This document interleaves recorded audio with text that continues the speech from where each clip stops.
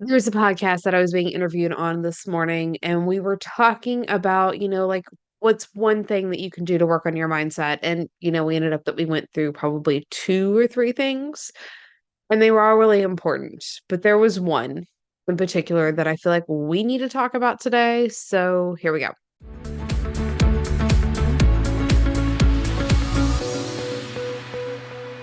Welcome back to the Your Money, Your Life podcast. I'm your host, Aimee Cerka. We are going to talk today. It's like money mindset.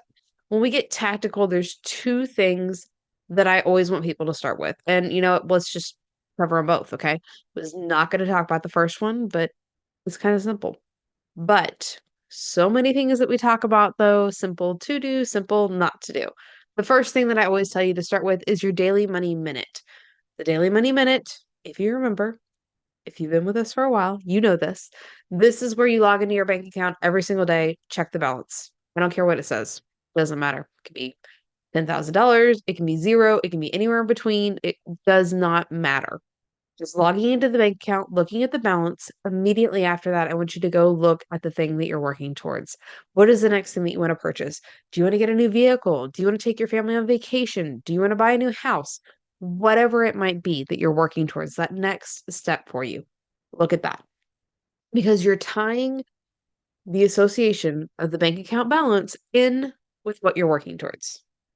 There will be resistance at first when you're first starting this. And this is always the first thing that I recommend people to do because it's just starting to help you become aware. And we have to be able to look at the bank account balance without creating stories and judgment, any of those things about what that balance actually means, because it doesn't mean anything. It's just a fact, right? It's only the stories that we create that mean something. Okay. So, anyways, back to the podcast that I was being interviewed on this morning. The second thing that came up that I shared, like your second strategy that you should do, like when you're working on your mindset, and that's your celebration list. And that there has been a lot of big changes going on in my personal life, and it's given me the perspective to look back on, other hard times because we all have them, right? We all have things that come up. This is why we create unstoppable finances because it's not about creating a life without struggle. It's what we do in the midst of guilt and struggle.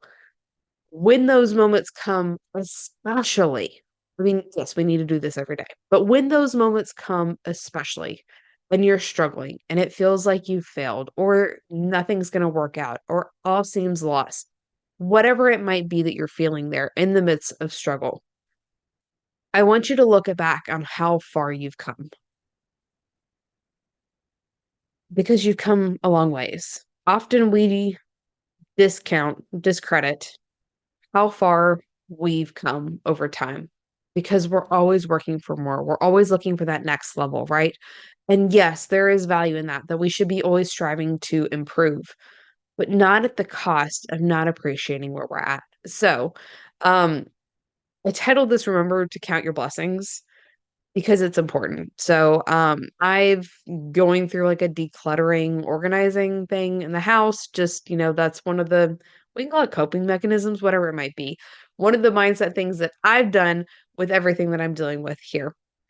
But I came across this old goal list that I had made, one of those New Year's resolutions that you write down like 100 things that you're working towards. And this has been at least 10 years ago that I put together this list. And I still had it, pulled it out, found it, and was looking through it. And in the moment, there was probably a little bit more of the I'm not as far as long as I want to be that was showing up than I would like to admit because, we all have those thoughts and there's nothing wrong with that. Again, it's about what we do when they come up. So I was already kind of in that space. Like, I should be farther ahead. We should be doing these things. This should work. But wasn't in like the what's wrong with me state, but those first thoughts that happen when you're getting there. But on that goal list, I was looking at the things that were on there because at the time I was still a single mom and things were really tight. And being able to buy a new pillow was on that list. And, like the socks that don't have holes in them and some things that, when we got out of that space we took for granted. Like those things, like you look at how far you've come, the progress that you've made, the things that you've done, and appreciate it and counting those blessings. So, the mindset action step that I want to make sure that I left you with today that we talked about was your celebration list. Now, your celebration list is part of an overall journaling activity that, like, I'm hoping that we do every day. We need to be doing it every day. But your celebration list at the end of the day, I want you to write down 5 things that you accomplished. Doesn't matter. Personal, business, work, job, health, doesn't matter. At least 5 things that you accomplished that day. Sometimes if it's a tough day, like you got to shower, you got to wash your hair, like mom life, it can be real, right? But what are the things that you've accomplished? What can you appreciate? What can you like that you can give yourself credit for? The gratitude list we do in the morning, the celebration list we do in the evening. Okay. But appreciating and counting your blessings. There's a new song that's out. I think it's called Count Your Blessings. And I think of this exercise every time that we listen to the song. It comes on the radio because they're talking about appreciating your blessings in the midst of struggle. And because, they're really more numerous than we can ever count. And taking appreciation or having appreciation for those little things, it's going to make such a big difference. And you're going to see so many breakthroughs when you can appreciate the little things that you're doing every single day, the little things that you have, more is going to come to you because you're an energetic match for what you're looking for. We do the work, we expect that it's going to work out, but we're not pushing energy. There's a time and place for that, but there's also a space to remember and to appreciate. And that's what I want to leave you with today. Send me a message on Instagram. Let me know if this was helpful, and we'll see you next time. Bye for now.